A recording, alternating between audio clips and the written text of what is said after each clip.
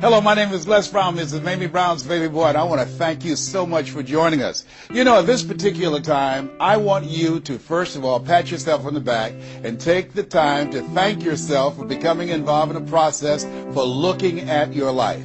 If there's ever time that we need to begin to stop and think and assess ourselves, that time is now. When you begin to look at the foreclosure rate that's going on in the country, the foreclosures and the bankruptcies, and in addition to that, the violence and people losing their jobs, and the level of uncertainty and fear that people are feeling. And I think there's a level of stress in the air unlike anything we've ever felt before. And so just to take the time to think, to pause, and particularly not only looking at what's going on, but asking yourself the question, how's this affecting me? You know, we want to all become successful, but I've found that there's some success that's toxic success. What I mean is that you don't want to end up going after goals and dreams and neglect yourself. I want you to think about your goals and dreams and things that you want to achieve, and at the top of the list, I want you to put up there your strategy for being here. I just came from the doctor. Let me share something with you. I don't care what goals and dreams that you have. You've got to have your health in order to be here. So at the top of my list, and I'm suggesting you put it at the top of your list, your strategy, your game plan for being here. What are you going to do to take better care of yourself? That's one of the first things I want to ask you about.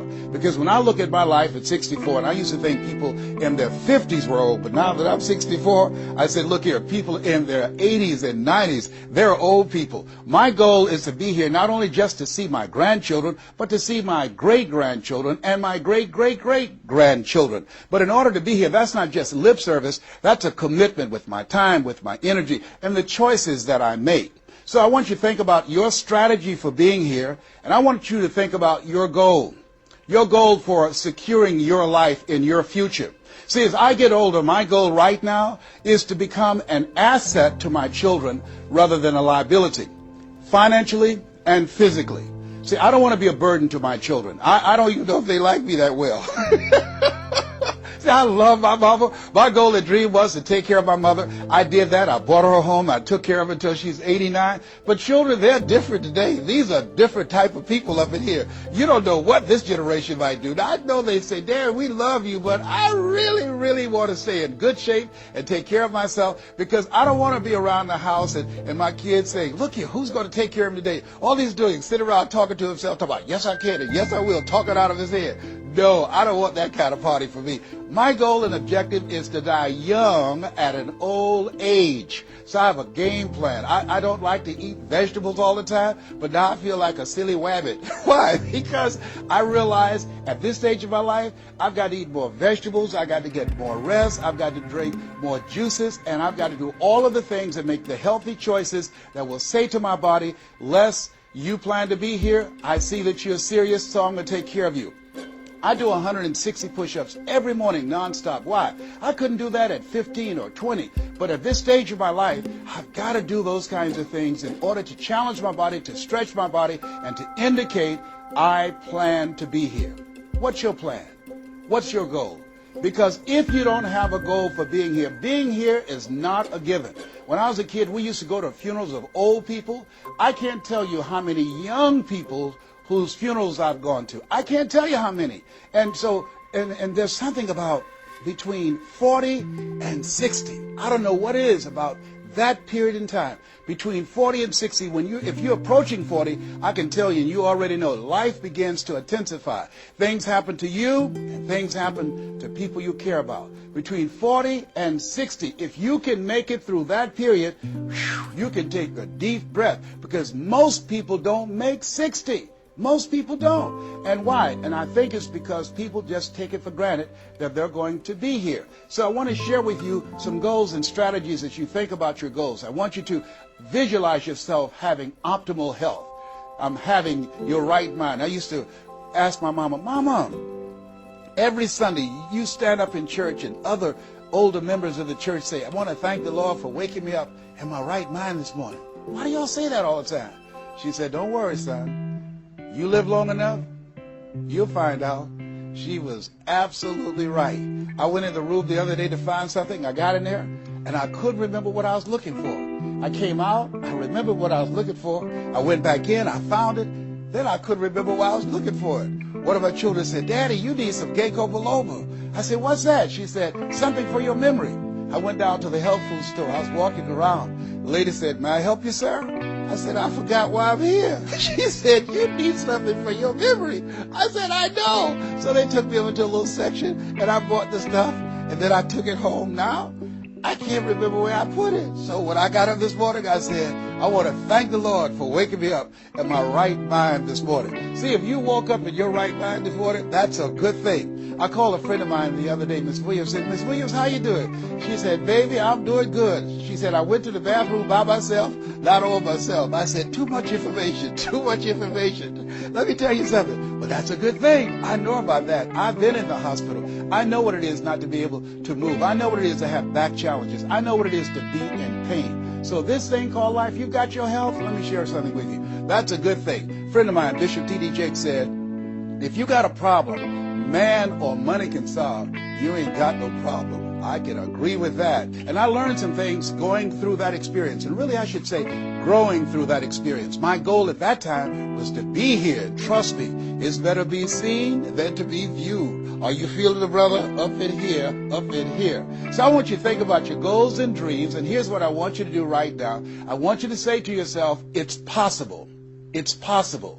And I want you to follow along with this process. As you think about your goals and dreams, I want you to write this down. I'm going to give you some strategies of maintaining this possibility mindset. I want you to write down mindset maintenance. Mindset maintenance. Let me share something with you. The easiest thing that I do every year is to live my dream. That is, helping people to realize their potential, to step into their greatness, challenging themselves, reinventing themselves, to start their own businesses. I've helped over 400 people earn millions of dollars. The easiest thing I do every year is what I do on a day-to-day basis, going into prisons and juvenile detention centers, teaching young people mindset development, how to become effective communicators, how to dress like a prospect rather than a suspect. Those are the easy things that I do. Let me share with you the most difficult thing that I've ever done in my life. And that was to believe that I could do it. That's the most difficult thing that I've ever done in my entire life. To believe that I, Les Brown, who was born in an abandoned building on a floor in a poor section of Miami, Florida, with a twin brother. We were adopted. We were 6 weeks of age by Mrs. Mamie Brown, and I called myself Mrs. Mamie Brown's baby boy. All that I am and all that I ever hope to be, I owe to my mother. I saw a sign once that said, God took me out of my biological mother's womb and placed me in the heart of my adopted mother. To believe that I, Les Brown, who was labeled educable mental retarded, put back from the 5th grade to the 4th grade, failed again when I was in the 8th grade, to believe that I had the ability to live the life that I'm now living. No one could have told anybody who knew me, including myself, looking in on us when Mrs. Mamie Brown was raising us in a poor section of Miami, Florida called Liberty City in Overtown, that I would be who I am right now. I didn't even know that.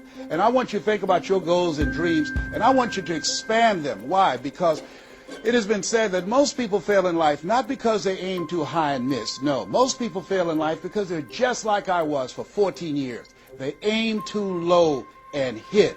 And many never aim at all. Not at all. They just go through life surviving. Someone said that many people die at age 25 and don't get buried until they're 65. I was talking to a friend of mine named Rosia, and I said, Rosia, how you doing? And she said, let me tell you something. Life is a mess. I said, girl, what are you talking about? She said, my life is a mess. She said, you know what? She said, I just was sitting up here thinking, I haven't lived. I haven't lived. She said, I've been working hard all my life, paying bills and taking care of my children, and my children are gone, and I've just been thinking, I haven't done anything. She said, when I die, I don't want when people view my body, I don't want them to say, oh, she had a funny expression on her face. I said, what do you mean by that? I don't want to have an expression that I'm mad. Because if I died right now, I would be mad. I said, why? What are some of the things you'd like to do? She said, travel. I would love to travel. I'd like to see the pyramids. I've never been to Paris. I want to go to Paris. I've never been there. There are things that I want to see, things I want to do. She said, I want to make a difference in young girls' lives, teenage mothers. I was a teenage mother. I want to be able to make a difference in their lives and see the impact that I had on their lives. And she learned, she mentioned a variety of things. And I remember a story about a lady who went to the doctor, and she was diagnosed with terminal cancer. And she came home, and she was sitting at the table, and she was drinking some coffee, and all of a sudden, she just looked up and she said, "I refuse to die an unlived life. I refuse to die an unlived life." And she decided that she was going to live. That up to that point, her life was for her family, for her children, for her husband, but she had left herself out of the equation. Have you ever done that? I remember at a period of my life, I was going to work, and I was working on a job that I hated. And at the same time, I was praying that I wouldn't get fired. I was praying that I wasn't laid off. I was miserable. Nobody was holding a gun to my head, but I showed up every day, and I used a flimsy excuse. Well, I got to pay the bills. I've got a car payment I have to pay. I have a family. I have children. I have a car note, and I have a mortgage note I have to pay. I've got to survive. I was showing up for a paycheck.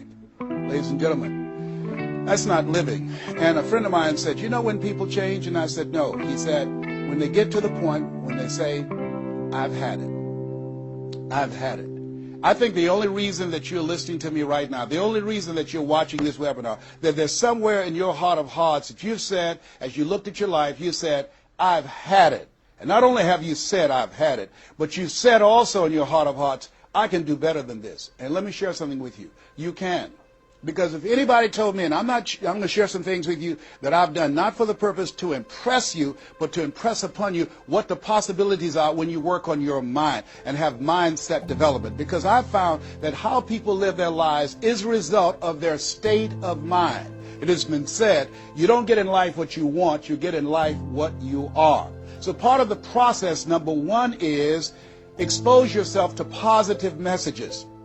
See, what I'm doing right now, I'm distracting the story that's going on in your head right now. How you live your life, how I live my life, how all of us live our lives is a result of the story we believe about ourselves. And most of us are born into stories. I was born into a story where we were poor, but we didn't know it. I didn't know we were poor until I got on a bus with my mother going to do domestic work on Miami Beach. And when we crossed the Venetian Causeway and I saw those big, beautiful hotels, and I was in the homes with my mother making up beds and cleaning, and we ate the food left over from the families that she cooked for. And we wore the hand-me-down clothes of the children that she kept. And I kept saying, "Mama, what is it, boy?" As we got ready to pack up to go back home and to Overtown and Liberty City and all the poverty and filth and the violence there, I was saying, "Why can't we stay here? Why can't we stay here?" She said, "Leslie, we can't." "Why?" "Because we can." "Why, Mama? Why can't we?" She said, "It's just the way it is. Now shut up." And I kept saying to myself, why is that the way that it is? And I guess I was okay for Wesley and Margaret Ann and Leonard and Angelo and Sharon and Linda, but it wasn't okay for me. I was curious. I wanted to live like Mr. Sidursky lived. I wanted the big car that he had. I wanted that big home that he had. We lived in a 2-bedroom apartment. It was 7 of us, plus Mama. He had a big mansion, just 3 of them, 10,000 square feet.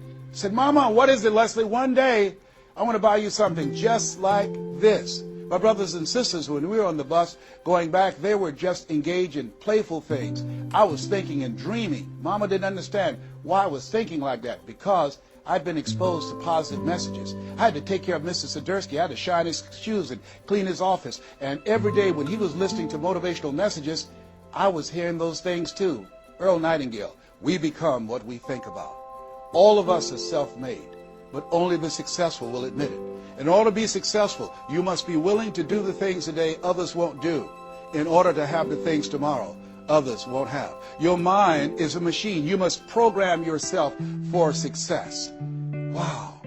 When I heard those words, I said, wait a minute. I can program my mind for success. I can program my mind for wealth. You can too. Trust me. I've earned over $55 million in the last 28 years. Anybody told me that I would be doing what I'm doing right now? I spoke recently in Sweden. They paid me 40,000 euro for an hour speech. I had no idea that this Les Brown that you now see have the ability to do that. I used to work for the Miami Sanitation Department as a garbage collector. I used to be a janitor. I used to do door-to-door sales. I used to work for Sears in Miami on Biscayne Boulevard. I had no idea this Les Brown that you now see had the ability one day to give lectures at Harvard or Yale or Dartmouth University. I had no idea that this Les Brown existed. I don't tell you that to impress you, but to impress upon you. There is more in you. Simba, there's more in you than you have been expressing. All of us have seen Lion King, some great symbols in there. And I say to you, there's more in you right now that's represented in your bank account. There's more in you right now that's being reflected by your life right now. Your life is not a true reflection of your potential. You have greatness within you. You have the ability to do more than you can ever begin to imagine. There's a reason that my favorite book says, as a man thinketh, so is he. And as he continues to think, so he remains. In order for us to begin to break into that level of greatness that we have within ourselves, you have to make a conscious choice every day to expose your mind to positive messages. So I put myself on a regimen. I do this every day, and I suggest that you do it. Write this down. Number one, listen to motivational messages every day. If you have Choosing Your Future, a set of tapes, a CDs that we produce, or Creating Your Greatest Life, I guarantee you, if you do what I'm sharing with you right now, for 6 straight months, every day your life will never be the same again. I guarantee it 100%. You listen every day for 1 hour to Creating Your Greatest Life, any of those messages, because faith comes by hearing and hearing and hearing. What it will begin to do is interrupt the story in your mind. It will override the story that you believe about yourself. It will distract all the negative thoughts that you have that's holding you back, that held me back for 14 years. When I used to go see the #1 motivational speaker on the planet, Zig Ziglar and Tony Robbins, and my heart said, I can do that. I love to help people. I'm just like my mother. And then my mind would ask how. And I went from my heart to my mind. And my mind would say, Les Brown, you don't have a college education. Les Brown, you've never worked for a major corporation. Les Brown, you were labeled educable mental retarded. They call you DT, the dumb twin. You're not as smart as your brother. Have you ever thought about something you wanted to do and you convinced yourself that you couldn't do it? See, sometimes we need to have some external voices. And so by listening to motivational messages, that began to override the negative thoughts that I had about myself in my mind. And it gave me a new story and empowered me and gave me a vision of myself beyond my circumstances and mental conditioning and started me to writing a new chapter in my life. And so now, money will never be another issue for me. And that was an issue for most of my life because I didn't know what I didn't know and I thought I knew. So one you have to do is that you have to have a mindset development strategy where you are deliberately taking an hour every day listening to a motivational message. Every day. Here's something else. Read 10 to 15 pages of something positive every day. Why? And read it with conviction and stay focused. 10 to 15 pages every day. This is 7 days a week? Absolutely. Absolutely. Every day. McDonald's know that you know where they are. Burger King know that you know where they are. But every day they have some advertising. They have billboards. They have radio. They have television. Why? Because by exposing you to those messages, that will begin to impact your behavior. And it will drive you into the place to purchase what they're advertising. Now you're advertising for your greatness. And faith comes by hearing and hearing and hearing and hearing. So you want to listen to positive messages every day. You do this, I'm telling you, your life will never be the same again. And read 10 to 15 pages of something positive every day. I read 2 to 3 books a week. Why? Because I have goals and dreams of things I want to achieve. I want my life to count. I want to make a greater impact. At this stage of my life, I'm working on my children's education. A good man leaves a legacy for his children's children. So I'm working on their education at this point in my life. And as I begin to look at myself, in order to achieve more and to do more, I know I have to work more in my mind. And let me give you an example of how this works. The most money I've ever earned in an hour and a half, $260,000. That's the most money I've ever earned in an hour and a half. A lot of people work a whole month and don't do that, or 6 months. Then, here, this is the next thing I want you to do. I want you to look at your relationships, and I want you to upgrade your relationships. See, MIT did a study, and this study indicated that you earn within $2,000 to $3,000 of your closest friends. Not only did I start reading books every day and listening to positive messages, but I separated myself from my friends who did not have goals and who did not have dreams. Why? Because people rub off on you. It's called a mind virus. you earn within $2,000 to $3,000 of your closest friends. So when you upgrade your relationships, you got to ask yourself the question, who is it that I need to associate with, that I can learn from, that I can grow mentally, emotionally, spiritually, and financially? By aligning myself with another person that I can learn from. And Dr. Dennis Kimbrough said, if you're the smartest one in your group, you need to get a new group. Whoa, think about that. I was the smartest one in my group. Then one person called me who had been admiring me for years and said, Les, I want you to coach me and my trainers on how to tell a story and create value for an audience. And I want to share with you some things. I want to teach you some things, old man. I said, is that right? He said, yes. You always say you're never too old to learn and you're never too young to teach. I want to teach you some things. I said, okay, I'm open to that. Now, let me share this with you. He blew my mind. The most money, as I mentioned to you, I've ever earned, speaking to over 8,000 people in Salt Lake City, Utah, $260,000. I did an event with this individual, just over 500 people, because of what I learned from him. Because I upgraded my relationships, I earned over $410,000 in an hour and a half. I was excited, but I was also depressed because I've been speaking for 28 years. And I started thinking about all the money that I left on the table, all the hotels and plane rides, all of the audiences I spoke to, all of the money that I missed out on because I didn't know that I didn't know, and I thought I knew. I was a big fish in a small pond. I can't tell you, if you don't get anything else, you have to look at your relationships and you've got to ask yourself the question, what is this relationship doing to me? And I mean in every area of your life.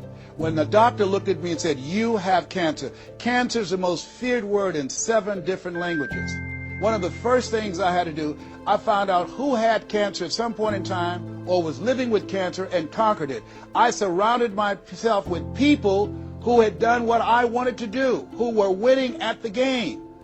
See, it's very important, every area of your life. If you want to improve your health, start hanging around healthy people. They did a 30-year study and said that the reason that most people are obese, it's a mind virus. Listen to what they said. A mind virus is communicated mind to mind. That if you have a friend that's fat or you marry somebody that's obese, you have a 41% to up to 161% of becoming obese yourself. Even if they live in another state. Whoa, why? Because birds of a feather flock together. Never forget, a high school teacher, Mr. Leroy Washington, said, Mr. Brown, if you run around with 9 broke people, I guarantee you, you'll become number 10. Whoa. Think about that. Part of your mindset development, not only listening, not only reading, but you have got to look at your relationships, upgrade your relationships, and continue to evaluate them and make sure they're an asset to you and not a liability. My son John Leslie is a motivational speaker. He has a saying, who should you count on and who should you count out? See, there's some relationships that can start out real positive, and then sometimes we outgrow people. Has that ever happened to you? Have you ever outgrown someone? Somebody you used to be close to, used to be your bosom buddy, and then you haven't been together for a time, and then when you get together, you have absolutely nothing in common. Sometimes it happens with family members. My twin brother, it's a strained conversation because he's talking about, Les, did you hear who died? No, I don't get up reading the obituary column. I'm glad my name is not there. Hello, I don't care. I'm focusing on living. Our conversations are so different. Isn't it interesting how you could be raised in the same family, same circumstances, by the same parents and end up dramatically different? It's called life. Here's the other thing that's very important. Write down the goals that you want to achieve. Write them down, put them on a 3x5 card, and I want you to use a King James Version Bible and Matthew 7:7, ask and it shall be given, seek and ye shall find, knock and it shall be opened unto you. I want you to write that on one side of the card. On the flip side of the card, I want you to write down one major goal that you want to achieve. And you want to read that 3 times a day. 3 times a day. What are you doing? You're hypnotizing yourself, and you're dehypnotizing yourself. What you're doing is you are dispelling the myths and all of the spells that you're living under. I think that a poverty mindset is a spell. I think that people go so far, and because they're mesmerized by life, they unconsciously stop. And you have to break that spell by constant attention. So on one side you read your goal, that one major goal, 3 times a day. Then the flip side, you flip that scripture over. Ask and it shall be given. Seek and you shall find. Knock and it shall be given unto you. As you read that every day, 3 times a day, I can tell you, amazing things, breakthroughs will happen for you. Now, we're going to take a break right now, and I want you to take the time to think about this one thing. What is it that you're going to do differently? Because in order to do something you've never done, you've got to become someone you've never been. You've got to be willing to give up who you have been to give birth to who you can become. I want you to take the time and write down one radical change that you're going to make about you, and you know if you do that, your life will never be the same again. This is Mrs. Mamie Brown's baby boy, Les Brown. We're going to take a break right now, and we'll be right back.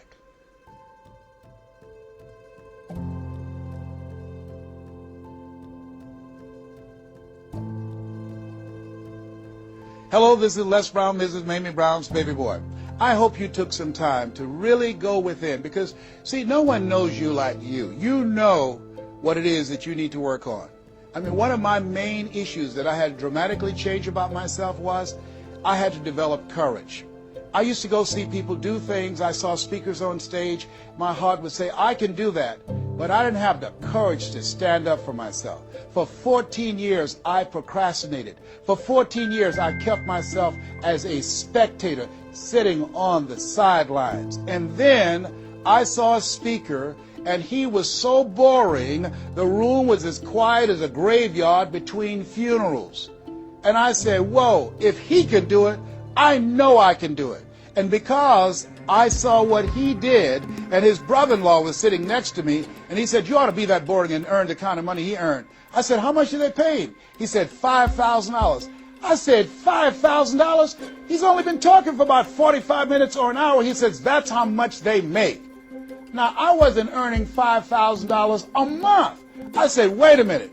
If he can do that, I know I can do that. Have you ever done that before? He gave me courage. And so at that moment, now that was a decision. I didn't have to have this example of somebody that was less talented than I was to give me the courage.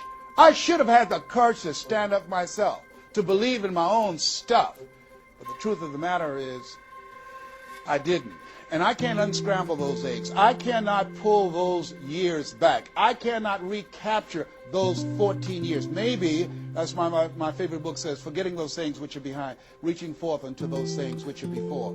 And press toward the call of your higher calling. Press toward that mark of your higher calling. And that's what I do. That's what I do every day. I have to continue to work up the courage. I remember going in to do a presentation before a group of educators. I was the only one there without a college degree. And I had to talk to myself. I went into the bathroom and I said, Les Brown, let me tell you something. What do you care about the fact they have MBAs and PhDs? That only means pile high and deep to you, and not any disrespect for credentials. They're very important. But I had to get myself together. Hey, look here, you can't go in there worrying about what they have. Just bring what you have. You got 7 children you got to take care of. You got a mother you have to take care of. And you have something to say. You have some talent. You have some abilities. You've got to believe in yourself. You've got to stand up. You can't punk out now. You can't fold now.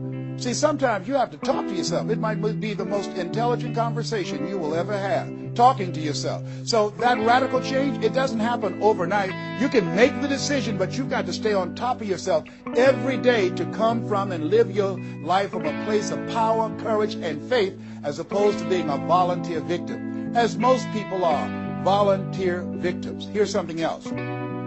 Get an accountability partner. Get someone that's like you, a like-minded, like-hearted person, that you have similar goals and dreams, and and you hold each other accountable, and you talk with each other on a regular basis. And if you can, join a mastermind group of other supportive mindsets of individuals who are working to improve themselves, who are stretching and challenging themselves. And here's something else, a worthwhile investment. Find yourself a coach.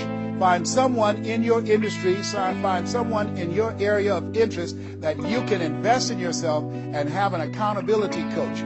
I have a coach. I spend over $100,000 a year on my personal growth and development on my coach. Why, Les? You're Les Brown. You were selected one of the top 5 speakers in the world. You got the highest award from Toastmasters International and the National Speakers Association. You're one of the highest paid speakers in the world. Why would you need a coach? If you ever watched Tiger Woods, who everybody would say arguably one of the greatest golfers on the planet today, whenever he swings, you will see him look at the ball, and then he'll look to the right to look at his coach. If Tiger Woods needs a coach, what do you need? What do I need? Here's something I can tell you that I know. You can't see the picture when you're in the frame. You can't see the picture when you're in the frame. Most people fail because they don't know that they don't know, and they think they know. Einstein said, the thinking that has brought me this far has created some problems that this thinking can't solve. See, what got you where you are right now? Your best thinking has produced the level of money that you have, your level of accomplishment, the growth of your business, or the lack of. Your best thinking has produced that. Own that. Face that. And get some help. One of the things I teach, ask for help. Not because you're weak, but because you want to remain strong. And ask for help. And don't stop until you get it. And so take the time and find someone that can coach you. Find someone that will have the courage to tell you what you need to hear and not what you want to hear. And that's what I have. And Mike Williams, who's been my coach for the past 38 years, and I shudder to think what would have happened to me. I used to be a disc jockey, Les Brown, the man about town, LB, Triple P. There were none before me, there will be none after me. Therefore, that makes me the one and only. Young and single, love to mingle, certified, bona fide, duly qualified to bring you satisfaction and a whole lot of action. I was bad, baby. Yes, I was. And this guy said, Les, you're more than a disc jockey. What are you talking about? Man, if you can entertain people and don't see them, if you can reach people, Les, through this microphone, and you can't see them, what can you do if you could see them? If you can entertain them, you can educate them. You can empower them. If you can be Les Brown, the man about town, and you can swim to the bottom of the deepest ocean or climb to the mountain, the top of the highest mountain, no matter where you go, they'll be talking about me, LB, Triple P. If you can come up with all of that kind of gobbly-gob garbage, what could you do if you sat down and you started thinking and doing editorials about things that's maintaining our detriment? What could you do to inspire people to register to vote? What could you do to begin to impact public policy? You got to get a larger vision of yourself. I said, Mike, I never thought about myself in that way. See, has anybody ever seen something for you that you didn't see it for yourself? I didn't see that for myself. Maybe that's why my favorite book says, eye has not seen, ear has not heard, nor has entered the heart of mankind what God has in store for you. Because of what he saw in me, he inspired me. He gave me a vision of myself beyond my circumstances, beyond my mental conditioning, and beyond the job where I was, because I thought I was just a disc jockey. I love that. I'm master of microphone. You drop me in any city, I can master a microphone. I can turn a city upside down with a microphone. But I had more in me than I was expressing, and I did not know it. And because of his encouragement, I became a community activist. Because of his encouragement, I started doing a talk show called Voice of the People. Because of his encouragement, when I got out of radio, I ran for the Ohio legislature, and I was elected. And because of his encouragement, I passed 14 bills my first term. Because of his encouragement, I was elected 3 times and became the chairman of the Human Resource Committee. Because of his encouragement, I became a public speaker. Because of his encouragement, I became an author. Because of his encouragement, I did a show for K-World called The Les Brown Show, and they paid me $5 million, $2 million not to speak. Because of his encouragement, I produced specials for PBS, public television. They said, you couldn't do that. You don't have a college education. It's educational television. Because of his encouragement, I did so many things I had absolutely no idea that I could do. I encourage you to live full and to die empty. It's more in you right now than just working on a job where they pay you just enough to keep you from quitting and you work just hard enough to keep from getting fired. And when you make the decision and identify that key area of your life that you need to make a radical change, things will begin to open up for you. Now, here's the other thing that's very important. Once you identify your goal, I want you to get, if possible, a visual picture of your goal. My major goal was to buy my mother a home. I got the picture of the home with a 12-foot swimming pool and a basketball court on a golf course. I bought that home for my mother. It cost just over $400,000, 10,000 square feet. I had a picture long before I had the money and the down payment to get it. My goal was to be known nationally and internationally as a speaker. I had that goal. I had a card that I had on one side, asking and shall be given, seeking ye shall find, knocking and shall be opened. On the other side I had, I'm the world's #1 orator. I produced that result in my life. I had a goal of becoming a talk show host. I used to watch Phil Donahue, and I put my picture on the screen of the television. As I listened to the program, I visualized myself there, and I was called by King World Production, and I had my own talk show. Well, it was the highest rated, fastest canceled talk show in the history of television. Well, at least I had one. It's called life. Now, here's something else. You will fail your way to success. Trust me on that. You can have a lot of failures, a lot of disappointments, but you will fail your way to success. Goethe says that which does not kill you will make you stronger. See, 85% of people allow their fear of failure to outweigh their desire to succeed. That's why you have to be of good courage. You have to have courage. When life knocks you down, I have a saying, try and land on your back, because if you can look up, you can get up. So once you look at and decide the goal that you want to put some things, put a treasure board or a goal board and have pictures of the goal that you want to achieve so you can see it every day when you get up in the morning and the last thing at night. You're programming your subconscious mind where 9 out of 10 decisions that you make comes from there. Here's something else. Not only do you want a physical picture that you can see every day to remind you to keep you on course, but the other thing that's very important in achieving your goals, writing your goals down in detail and having 7 action steps that you take every day. Now, Robert Schuller said, by the yard it's hard, but inch by inch, anything is a cinch. You want to think about what are the things I need to do every day. Break it down into increments. You have your 30-day goals, and you have your 3-month goals, and your 6-month goals, and your 1-year goals, all right? You want to break it down in increments. What do you need to do starting today? Don't squander any time. There goes a second. There goes another second. There goes another second. And all the power in the world can't bring it back. So what are 7 things that you can do starting today?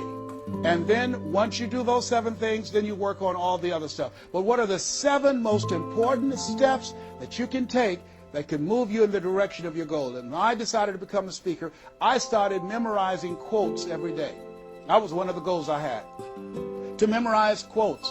I have probably over 400 to 500 quotes and statistics in my head in all kind of areas. I've spoken at the National Convention for real estate conventions, RE/MAX. I've spoken for doctors and lawyers. I trained over 5,000 doctors last year, teaching doctors how to communicate with their patients, to increase their taking of their hypertension medication, to increase their compliance from 30%. I was paid $640,000 in 1 month, Monday through Thursday, 30 minutes a day. A lot of people work a whole year and don't do that. I don't tell you that to impress you, but to impress upon you. You've got greatness in you. You can do more than you can ever begin to imagine. I had no idea this Les Brown you see existed. I had no idea. And the reason that you're watching me now is because you know in your heart of hearts that you can do what I've done and even more. And so as you begin to think about that, think about writing your goals down, listening to motivational messages, changing your relationships, upgrading your relationships, thinking about 7 things you need to do every day, some radical change you need to make in you. There's an old African proverb that says if there's no enemy within, the enemy outside can do us no harm. Here's something else that's very, very important. As we talked about having a personal coach, the next thing that's important about reaching your goals is this. What is it as you look in your past that's affecting you right now? I saw a movie called Magnolia. A powerful line in that movie. And the movie said, we might be through with our past, but our past is not through with us. Whoa. Let me share something with you I realized about myself. The reason that I procrastinated for 14 years was because when I was in the 5th grade and Mrs. Mary Ford Williams said to Mrs. Crompton, he doesn't belong here. He is slow. He's not like his brother. And they put me back from the 5th grade to the 4th grade. That affected me. I didn't even realize it. They say sticks and stones will break your bones, but words will never hurt you. Yes, they will. But they can also free you up. Because I'll never forget when I met Mr. Washington. It was my junior year in high school. I've been in special education from the 4th grade all the way up to my junior year in high school. My twin brother always made the honor roll. And he said, young man, work this problem out for me. He was a new instructor. I said, sir, I can't do that. He said, why not? I said, I'm not one of your students. He said, look at me. Yes, sir. Work the problem out anyhow. I can't do what you asked me to do, sir. Why? Sir, because I'm educable, mentally retarded. And the students erupted in laughter. They said, hey, he's DT. He said, what's that? He's the dumb twin. He's not Wesley. That's Leslie. And he came from behind his desk and he said, don't ever say that again. Someone's opinion of you does not have to become your reality.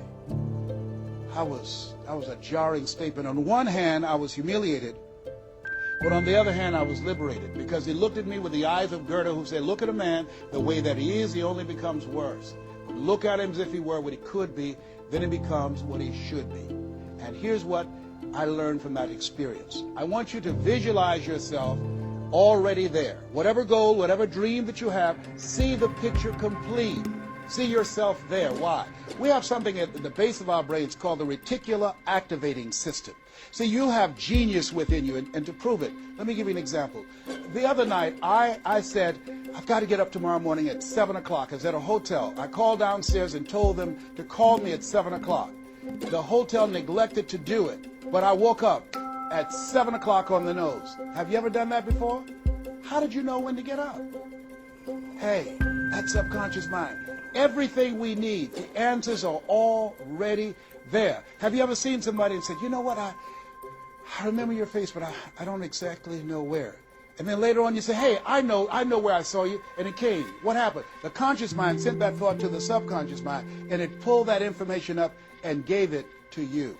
Now, when you begin to hold the vision of what it is you want to achieve, you stimulate what is called the reticular activating system. It's a network like group of cells at the base of your brain. Let me share with you how it works. Have you ever purchased a car? No one goes to buy a car that has the same color that everyone else has. Has that ever happened to you before? But then once you buy the car and you drive it off the lot, you start seeing it everywhere. Say, hey, where did this come from? Let me tell you what happened. You made an investment. And because you made an investment, that piqued your awareness, that stimulated your reticular activating system. Another case in point. I was at a party with a friend of mine, and we were dancing, and music was blasting. She said, wait a minute, my son is crying, he's at the door. I said, your son's not at the door, because even if he were, you wouldn't be able to hear him. And she stopped, went to the door, opened the door, and there her 4-year-old son was at the door. How did she hear it and I didn't hear it and the other people dancing? It wasn't our child. It was her child. Her reticular activating system picked up his whimpering sound. And I'm saying to you that you have that in you. When you focus on your goals and dreams and you visualize it complete, it will stimulate the reticular activating system and it will lead you there following all the other things that we suggested. Now, not only is it possible you can live your dream, it's necessary that you change relationships, that you get a coach, that you meet with other like-minded people that will hold you accountable, that you write your goals down, that you have 7 steps that you do every day on your goals to monitor and see where you are. But you've got to take full responsibility. If everything work out for you, fine. If you have the money, fine. If you can get the help and support of friends and family members and your spouse, great. But if you don't, all of those things are minor things. The major key to your reaching your goals is you. Nobody's going to work on your dream harder than you. Trust me on that one. You've got to take responsibility to make it happen. If it happens when you come out the gate, fine. But if you fail, so what? Come back again and again and again and again. If it's something that you love, if it's your passion, until you do it. George Bernard Shaw said, the people that make it in this life, they look around for the circumstances that they want, and if they can't find them, they create them. Here's something else. It's hard. When I bought the first home for my mother, and I didn't do a title search, and a guy sued me, and I had to move out from the big, beautiful home I bought her to a roach-infested home I moved her out of. And the neighbors came out and said, "Mamie, y'all back?" "Yes." "What happened?" "My boy lost a house. He didn't do a title search. And we had to get out. They foreclosed on the house. He didn't have the $50,000 to pay the guy who put a lien on the property." It was devastating. But let me tell you something. It was worth it. Because I came back. 90 days later, I got a bigger and better house. 90 days later, I stayed focused on the goal. And that's the thing that you want to do. Stay focused on your goal. Keep the main thing the main thing. You're going to have distractions. That's a part of the process. It's not there to stop you. It's only there to challenge you. You want to grow through it. You know, I think it was Robert Schuller who said, "Tough times never last, but tough people do." Keep the main thing the main thing. You going through hell? Don't stop. Keep moving. Keep on moving. Don't stop to talk about it. Keep moving. That's the name of the game. Keep on swinging. One of my favorite movies is Cool Hand Luke and Paul Newman. I don't know if you've ever seen the movie, but there's a scene where Cool Hand Luke is fighting a guy, big dude, just kept knocking him down. Bam! That kept on knocking him down. Cool Hand would get up, he'd knock him down. Bam! And pretty soon the guys was feeling sorry, say, "Stay down, Cool Hand, stay down." Cool Hand Luke would get back up again. The guy would knock him down. Bam! The guy would say, "Stay down, man, stay down." Cool Hand would get back up again. The guy would knock him down. Bam! And after a while, the guy got tired of knocking Cool Hand down. And Cool Hand stood up. Everybody had walked away, and he was still swinging in the wind. Swinging. Nobody was there but him. That's who I am. Cool Hand Luke. That's who you want to be. Cool Hand Luke. You keep on swinging, and the universe will yield to you. It will dispatch angels to come rescue you and say, "Back off. Give him what he wants. Give her what she wants. Let's go find a wimp today." That's the way life is. It's hard, but it's worth it. What will make it worth it for you? Nietzsche said, if you know the why for living, you can endure almost anyhow. I want you to take the time and write down 12 reasons on why you won't fail. Because when the tough times come, and they're going to come, when life hits you on the blind side, and that's going to happen, your children start going crazy, or someone you thought you'd be married to for the rest of your life, like I went through, and they decide they want a divorce, called life. What is it that can keep you going? Your reasons will be your rod and staff to comfort you, to take you through that process. I can tell you it's possible. You can live your dreams. It's necessary that you surround yourself with people you can learn from and grow from, that you write your goals out, you work on them every day, that you have a made-up mind, I am going to make it. It's necessary that you constantly work on yourself, reading positive material, listening to positive material, going to seminars and workshops, investing in yourself, getting a coach. And it's you. You've got to take personal responsibility to make it happen. Don't see yourself as a victim. And it's hard. It's hard. Changing your life is hard. Getting up, working when you're in pain, it's hard. It's hard. It's hard.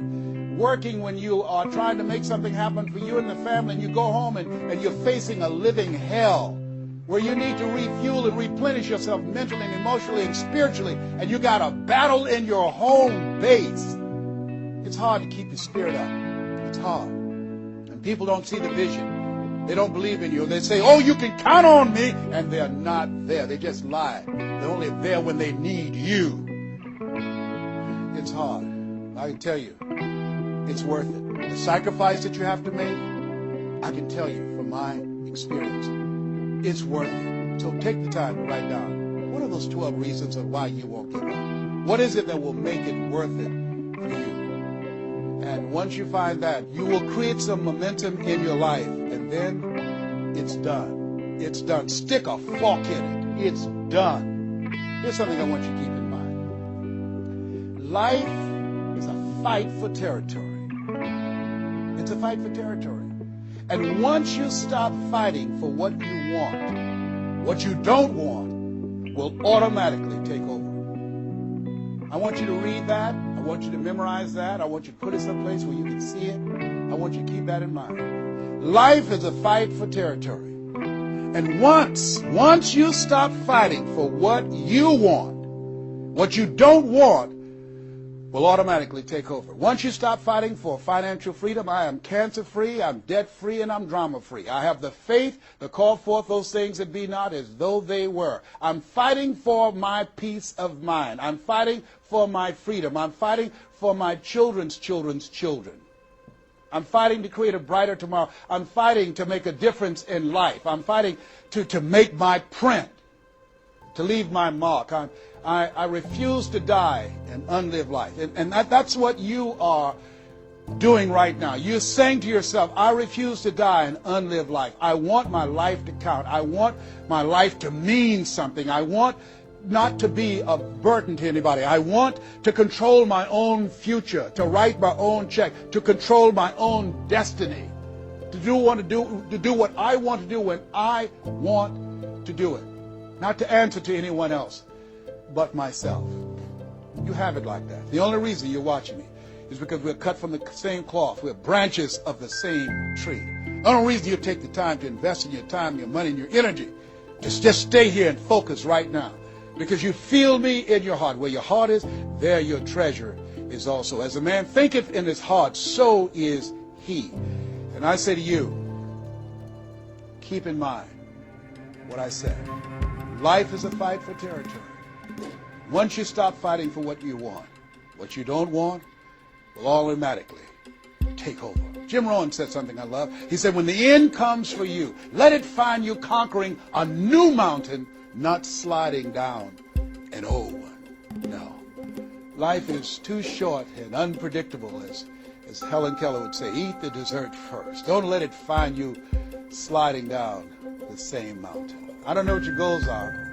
I don't know what your dreams are. Here's what I know about you. You have greatness within you.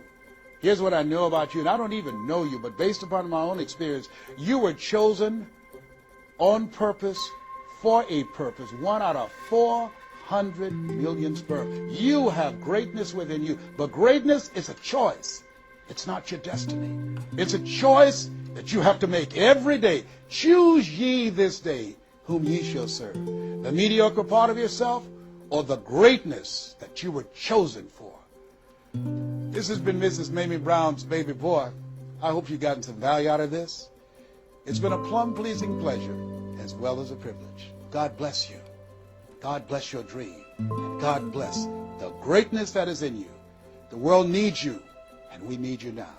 And so it is.